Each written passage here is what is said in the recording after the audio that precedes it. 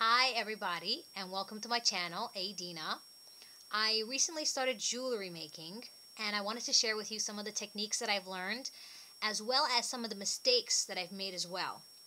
So the first thing I want to do is just quickly comment on jewelry in general, which I think jewelry should have some sort of an eye-catching component, some sort of a glitter, some sort of a shine to it, which I think is really the whole point of wearing jewelry in the first place. So what I'm going to do now, I'm going to show you a set of beads that I used in my first pair of earrings. Okay, I used these glass beads. They're multicolor and multi-shape. Alright, we've got some blues and purples, some yellow and green, really pretty. Some of them are transparent, some of them are opaque, and again, different shapes. Some of them are round, some of them are more oval, some of them are even square-like.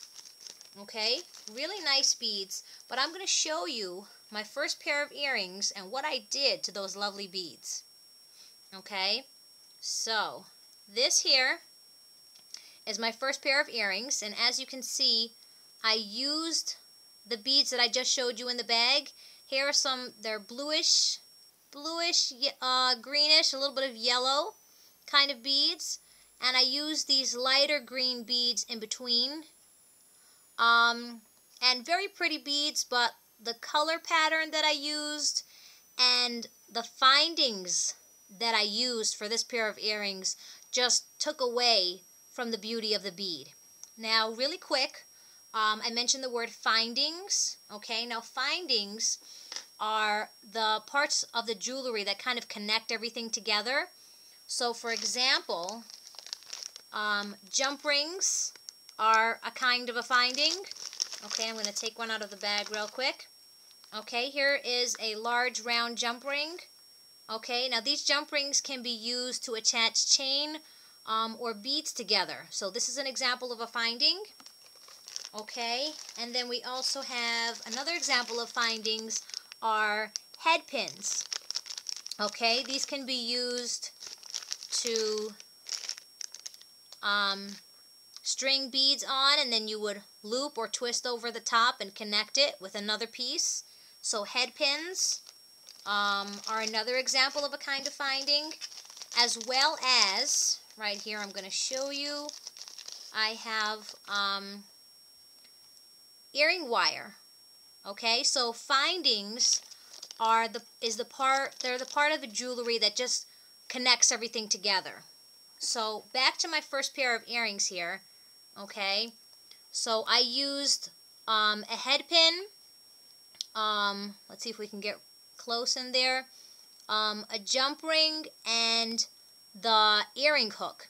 Okay, now I don't know what kind of metal this is, but looking at the color, it's kind of like a dull gray. It's got no shine to it, no glimmer. And aside from that, when I first started working with this metal, I found a sort of gritty metallic dust coming off the metal, which I don't imagine is very healthy to put inside my ear. So this pair of earrings, my first pair of earrings, was more of a learning process for me. I learned how to make loops. That's called a P-loop. I learned how to open and close a jump ring. So overall, not a pair of earrings that I want to be wearing. But like I said, a learning experience for me. So what I'm going to do now, I'm going to show you another pair of earrings that I made using the same set of beads that I showed you before. And I'm going to show you the difference. Okay, here is the other pair of earrings that I've made. So as you can see, these earrings, they've got the shine. Okay, I used kind of a bluish green beads. I used silver spacer beads on the bottom. These brighten up the bead, as well as a clear crystal in between my two beads. and another shiny silver spacer on top with silver color earring wires.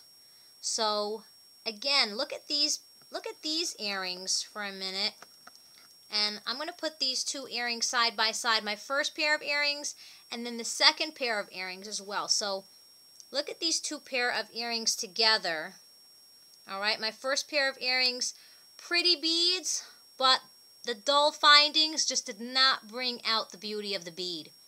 The second set of earrings, same beautiful beads, but because I used bright findings, it really brought out the beauty and the life of the bead.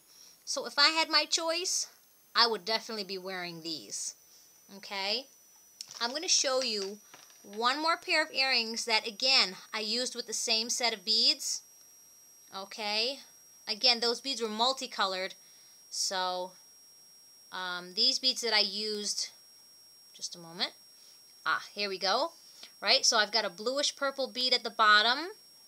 I have like a greenish yellow one. The second one from the bottom, I've got some purplish blue ones. I used a blue spacer bead on top. And some silver spacer beads in the middle. And again, some nice silver colored earring wire. Again, just really bright, and the shiny silver really brings out, I feel, the beauty of the bead and something that I would enjoy and have fun wearing. So again, my first lesson that I've learned, when you're making jewelry and you're using some beads, you want to really try to bring out the beauty of the bead.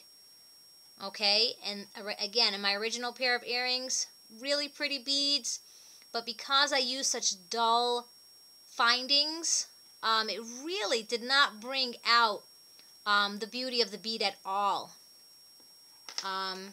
As compared to, again, I'm going to show you these other two pair of earrings right here. These have that shine. It has that sort of glitter to it that my original pair of earrings did not have.